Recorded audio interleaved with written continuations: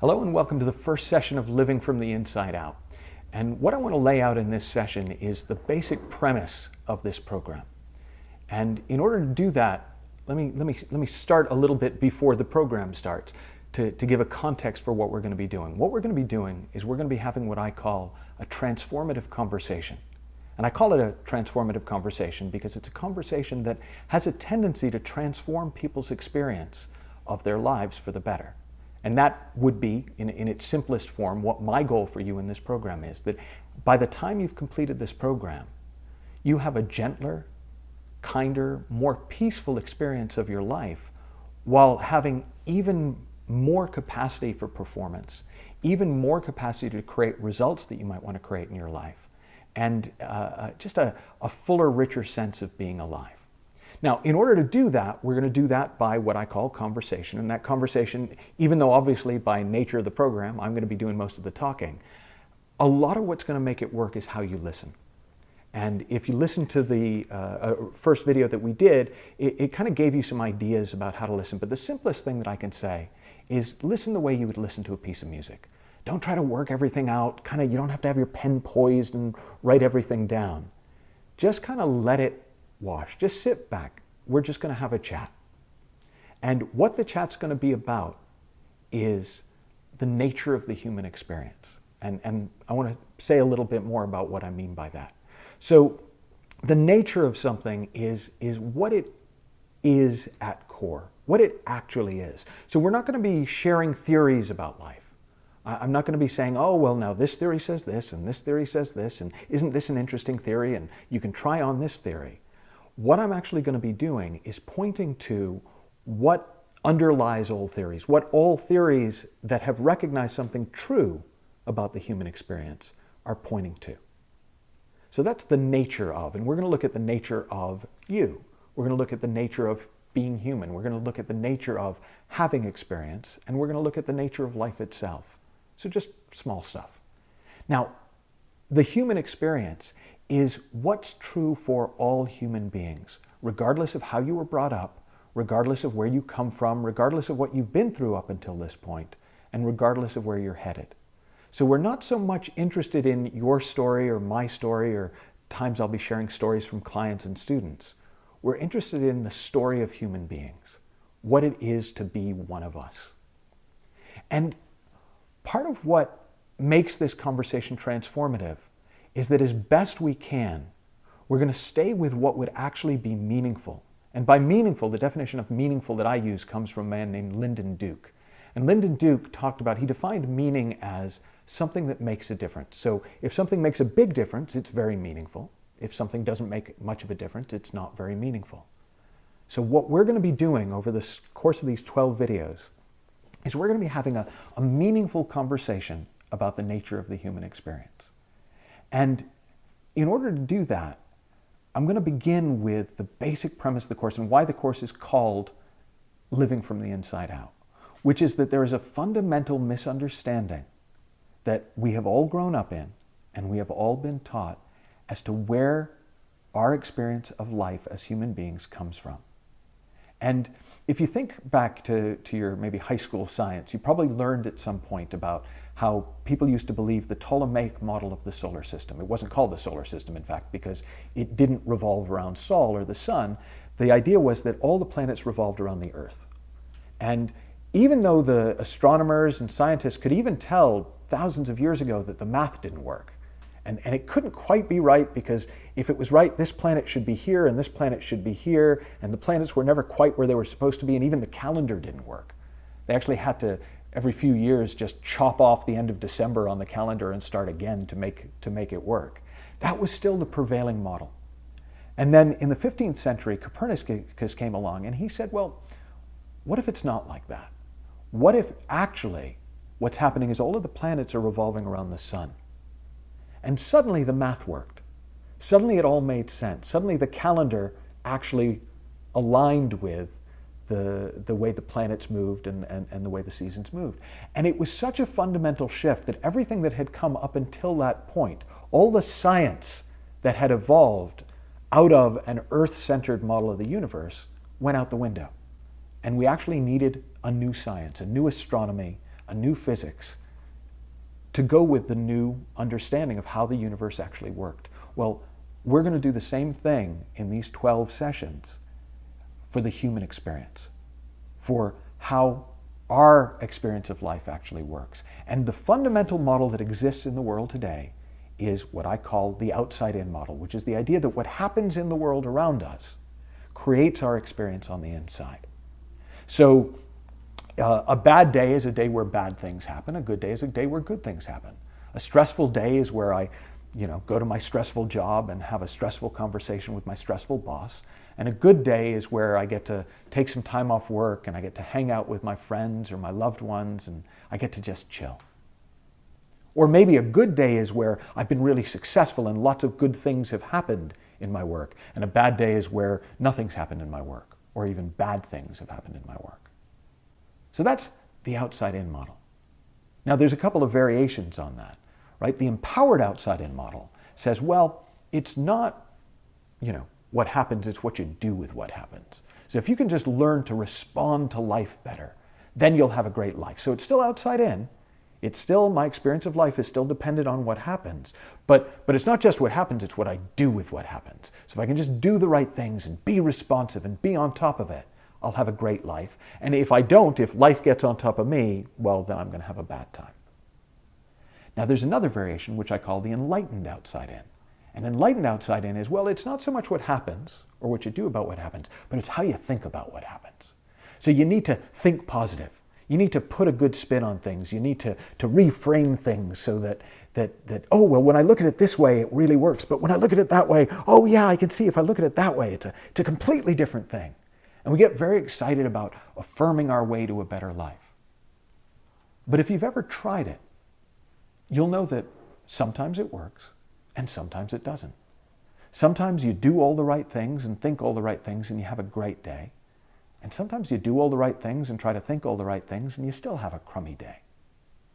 Well, we've come up with all sorts of explanations for that within the outside-in paradigm, within this model that says our experience works from the outside in. Stuff happens and we feel a response to what's happened. Well, what if it actually worked the exact opposite way? What if the world of human experience was 180 degrees the opposite of what we've all been taught? And our experience actually evolved from the inside out. That what we were actually experiencing and perceiving, seeing, hearing, tasting, touching, smelling, was a projection of our own thought and not feedback about the world. So one way to think about it is, in the outside-in world, my mind is a camera. And I'm just taking it in, and I'm taking in what's really there, and I can maybe interpret it. I can use my camera. I can frame things with my camera in certain ways to make them look nicer or not so nice. But essentially, what I'm seeing and reacting to is what's really there. Well, in the inside-out paradigm, what we see is that the mind is much more like a paintbrush. That until I create it through thought, all that's there is a formless potential. All that's there is a blank canvas. And in the inside-out paradigm, to put it as simply as I know how to put it, we're living in the feeling of our thinking, not the feeling of the world. So we're seeing our own thinking. We're hearing our own thinking. Our senses are actually being informed by thought. And what consciousness, which I'll talk about more in our second session together, but what consciousness does is it brings that thinking to life. It makes it real. It's like a 3D special effects department. And you've probably had the experience of just daydreaming, where you were daydreaming about something and you started getting really upset. You replayed a conversation in your mind with somebody and, oh, I can't believe they did that. And you got yourself really worked up. And if we had machines hooked up to you, like EKG and EEG machines hooked up to your brain and your body, we'd see you reacting like you were really in a real fight or a real argument. But the truth is, if we had a camera on you, we'd see you just sitting on a bench, because that whole experience was unfolding inside your head, inside your thoughts. Well, what I'm proposing is that the inside-out paradigm is an accurate reflection of how the world of human experience actually works. In the same way as we have now verified, well, actually the planets really do revolve around the sun. we're beginning to verify through science, through spirituality, through all sorts of personal experience, that this is the truth of the human experience. Our experience only unfolds in one way, from the inside out.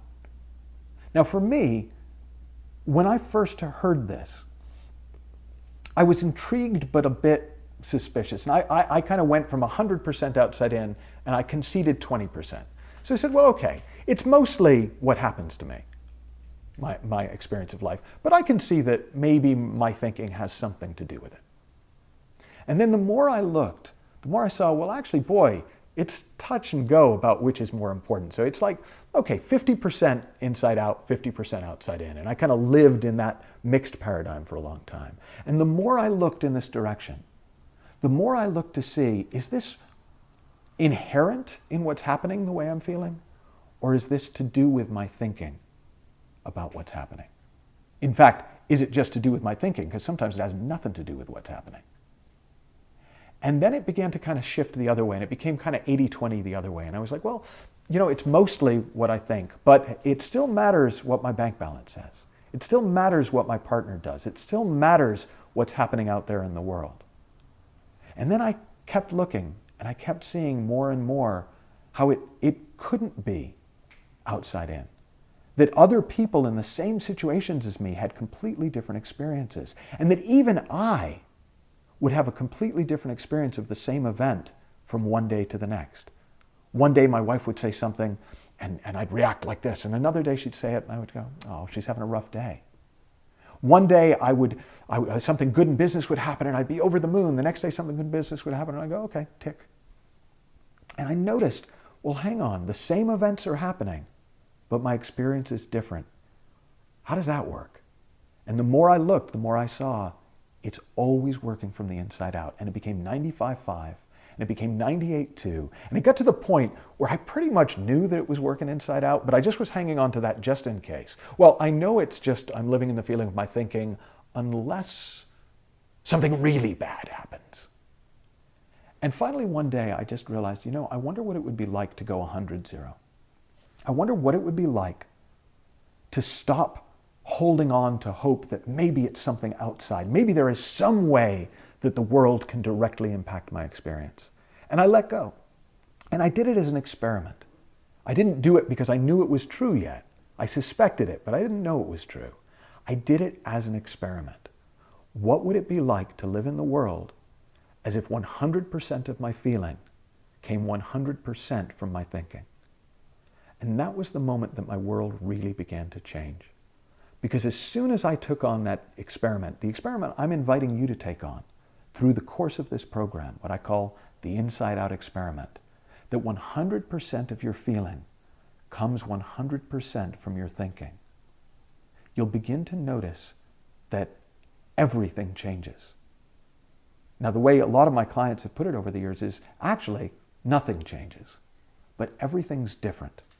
Because the moment you begin to see that your experience is being created from the inside out via thought, and thought is informing the senses, and consciousness is bringing your thinking to life, so you're experiencing it as if it's real, your relationship to life begins to change. And it becomes much more like living a dream. So in a dream, all sorts of things happen, but it's fluid. And we don't get too caught up in any one aspect of the dream. Well, mystics throughout the ages have pointed to the fact that life is a dream. Sid Banks, who I'll talk about at various times throughout the program, was a mystic who said that life is a divine dream, suspended between the boundaries of time, space, and matter. And that's what we're going to be exploring together. We're going to be exploring, how does that dream unfold? What are the principles behind the human experience that allow our life to unfold from the inside out? And what are the implications for that for how we live our life? What are the implications for that for how our relationships unfold? What are the implications of that for how we deal with money? What are the implications of that for our health and well-being? What are the implications of that for resilience? What are the implications of that for how we create high performance or optimal performance, and for how we navigate our lives, and for how we create results in our world? And all of that is yet to come. But for now, for this session, I only want to really go back and have you take one thing away from this session. What if the world really did work 100% from the inside out? What if your experience of life was 100% an experience of thought? What if you were living in the feeling of your thinking, not the feeling of the world? Have fun, learn heaps, and I'll talk to you soon.